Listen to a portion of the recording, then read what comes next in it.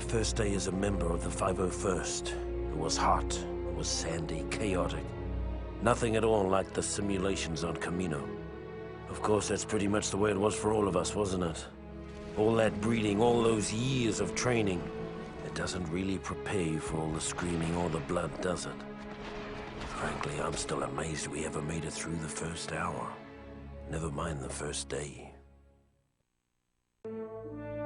Incredibly, the 501st survived the crucible of Geonosis, emerging battle-hardened and ready for whatever the war would throw at us. In the waning months of the Clone Wars, the 501st faced missions critical to the agenda of Chancellor Palpatine. When we arrived at the bombed-out ruins of Megiddo, our Jedi commander believed we had been sent to take out a droid energy collector. What Ki-Adi-Mundi didn't know, however, was that our unit of the 501st was really after an experimental Megiddan power source that the Chancellor wanted for his super laser.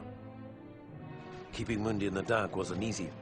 The Jedi had become increasingly wary of the Chancellor's doings, and were on the lookout for the slightest hint of treachery. Just like the rest of them, though, he never caught whiff of what was really going on until it was far too late.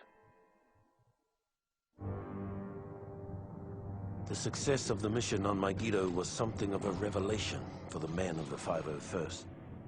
Suddenly, we realized that the Jedi could be fooled. And if they could be fooled, they could be killed. As the Clone Wars progressed, more and more ground-based legions found themselves pressed into space combat, including the fighting forces of the 501st. For months, every hour of our downtime was spent in the simulator, preparing for the time we would face our enemies from the cockpit of a 170. Finally, the day came to earn our wings. The CIS had staged a daring kidnapping of Chancellor Palpatine and was being escorted from Coruscant by a fleet of separatist ships. With only a few veteran pilots on planet, many of the 501st were pressed into service to drive off the Seps and buy time for a pair of Jedi Knights to rescue the Chancellor. After disabling the final capital ship, General Kenobi and Skywalker took advantage of the opportunity we'd created and rescued the Chancellor. Took all the credit, too. It's been said that the 501st got the best of the war. We also got the worst. On Felucia, the Seps dug their metal heels into the muck of that alien hellhole and dared the Republic to come in after them.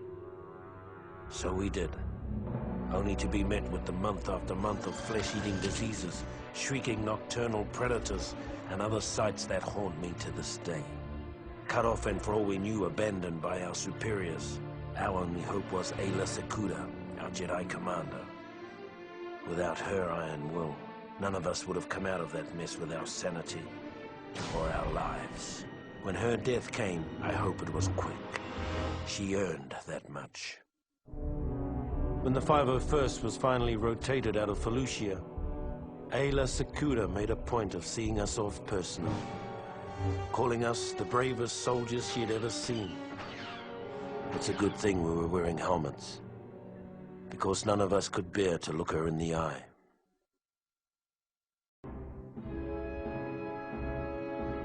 When the Separatists' invasion of Kashyyyk caught the Republic flat-footed, a detachment of the 501st was sent in to stop the bleeding until reinforcements could arrive. It was a textbook suicide mission, and we knew it. As we fought our way into Kashyyyk's atmosphere, most of us believed that the only way we'd be getting off this planet was in a body bag.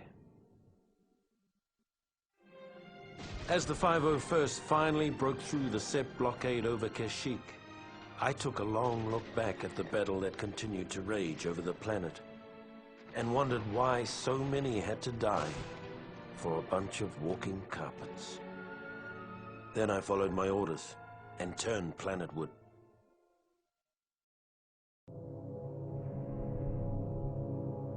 When we arrived on Kashyyyk, things were just as bad as we feared. The droids had us outgunned, outmaneuvered, and outmanned by a 5-to-1 margin.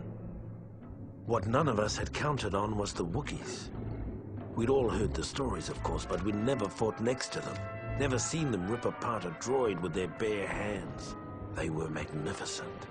Even so, it was still a suicide mission. At least it was until Master Yoda arrived. Then it became a battle. A winnable battle. With the timely arrival of Master Yoda, the 501st was able to hold the line against the Seps on Kashyyyk. We left as heroes. Years later, we'd return as conquerors.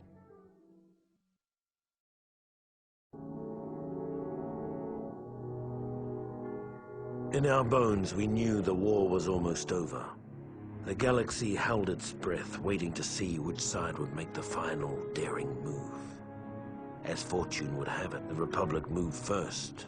After the Chancellor informed the Jedi Council that General Grievous and the Sepp leaders were hiding on Utapau, General Kenobi gathered an army large enough to capture 3 star systems.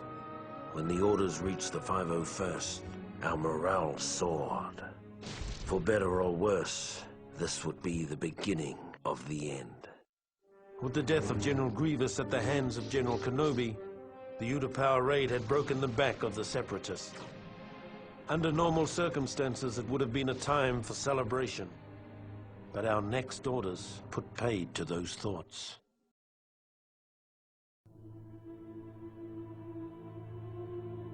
What I remember about the rise of the Empire is how quiet it was. During the waning hours of the Clone Wars, the 501st Legion was discreetly transferred back to Coruscant. It was a silent trip. We all knew what was about to happen, what we're about to do. Did we have any doubts? Any private, traitorous thoughts?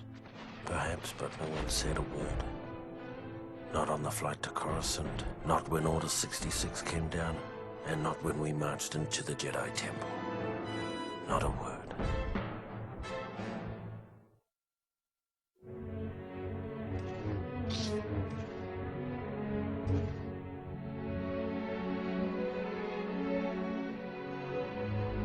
With the fall of Coruscant and the elimination of the traitorous Jedi, Palpatine's rise to power was complete.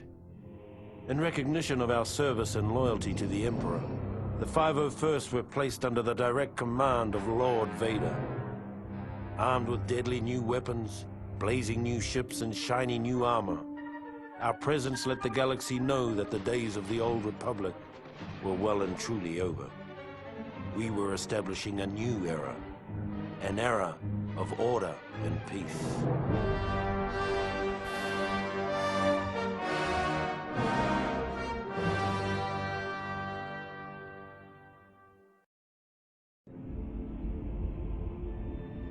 During the rise of the Empire, the Emperor's home planet of Naboo rapidly established itself as a major irritant. After a number of Naboo's ambassadors were sent home in various states of dismemberment, her newly elected queen broke off diplomatic ties and began exploring military options. Clearly, it was time for a regime change. A change that would be effected by the 501st, now under the direct command of Darth Vader. Our orders were simple: to infiltrate the city, take out their leader, sending a clear signal to other potential troublemakers in the Empire.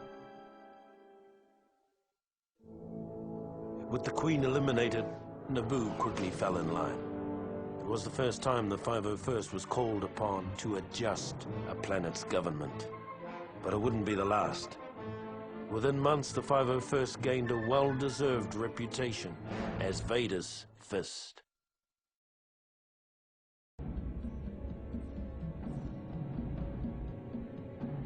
Although the Clone Wars were over, some people never seemed to get the message.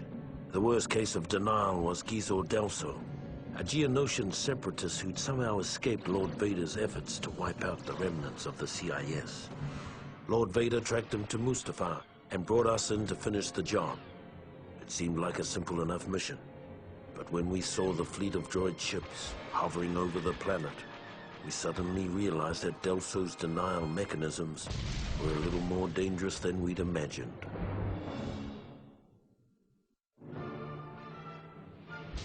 The slight whiff of nostalgia the 501st had enjoyed fighting the droid fleet over Mustafar had already grown sour by the time we'd established orbital positions. Now it was time to find out what this was all about.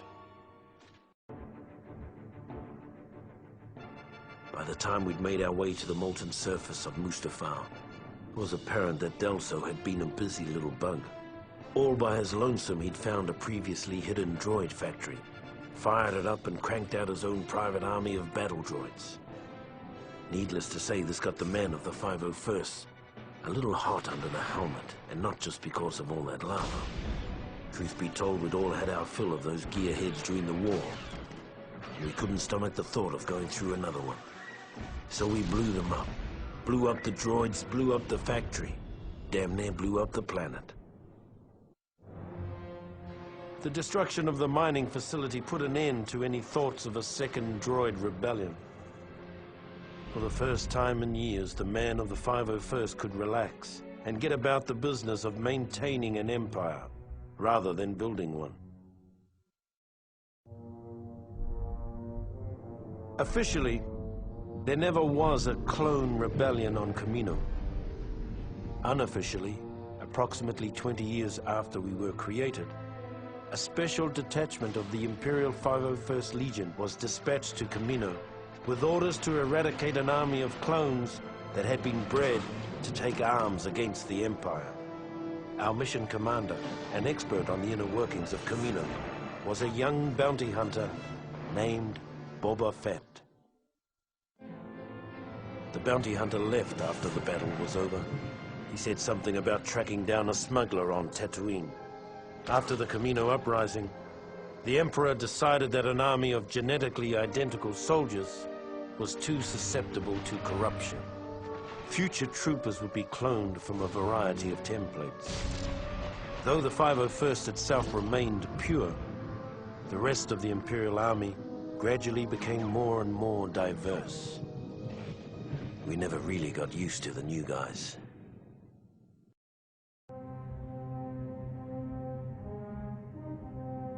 Once it was finally finished, the Death Star was the Emperor's favorite toy.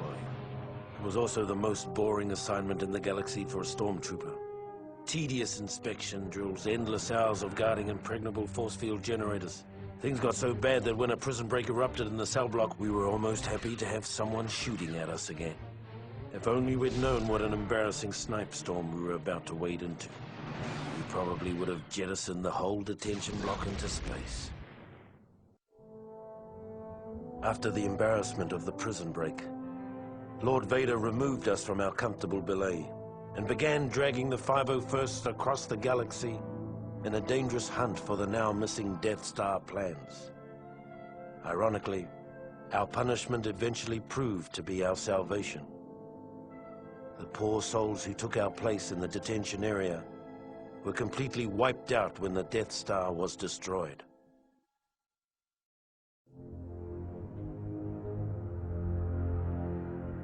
By the time of the raid on Polis Massa, the men of the 501st were starting to get a little sick of this so-called rebellion. In the past, we'd secretly enjoyed putting down a local insurrection or two.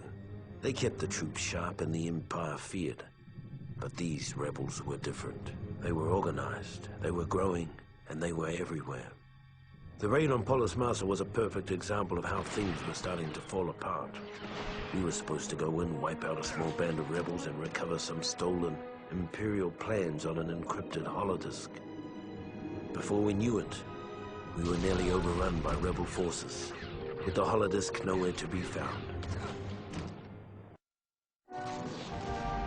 Even though the Polis Massa raid was only a partial success, we finally had a lead on the whereabouts of the Death Star plans, which suited the 501st just fine.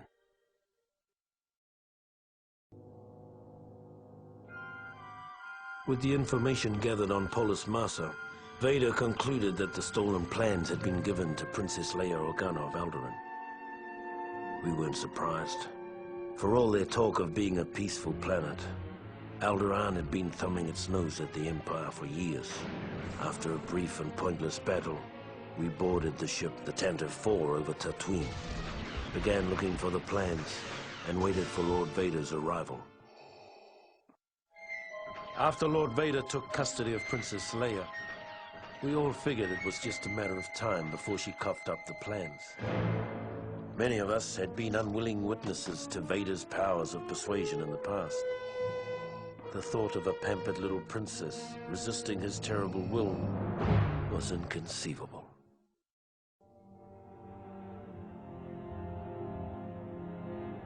When the Death Star was destroyed, about half of the 501st Legion was still in the hangar getting into their ships.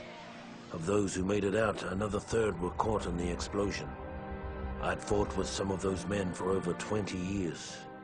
Afterwards, those of us that survived hooked up with a nearby Imperial fleet making a retaliatory strike on the rebels' base on Yavin 4.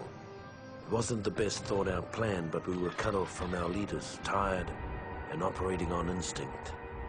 If not for our training, we probably would have never gotten past their orbital defenses. And so the battle over Yavin came to an end. I'm told we destroyed hundreds of rebel ships that day. Even if it had been thousands, it wouldn't have made up for the Death Star. By the time we landed on Yavin, whatever shock we'd felt at the destruction of the Death Star had been replaced by anger. For months we treated the rebellion like a disobedient child, only to be repaid for our tolerance with treachery on an unimaginable scale. Frankly, I don't remember much of the fighting. I guess we won. After the battle, the surviving members of the 501st finally caught their breath. The Empire had taken the rebels' best shot and come up standing. Now, it was our turn to strike.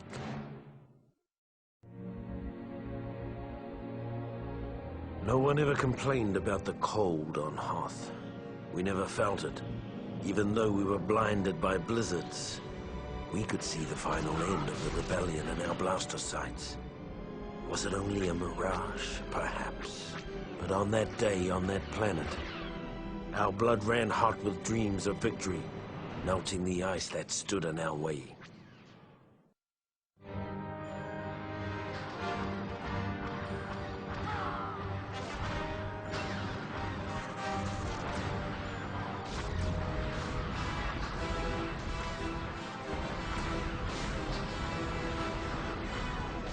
As the rebels fled, the 501st gathered around a burning bunker and let out a cheer that shook the stars. The rebellion was done. The Death Star was being rebuilt bigger than ever. Order had finally returned to the galaxy, in no small part due to the efforts of the fighting men of the 501st.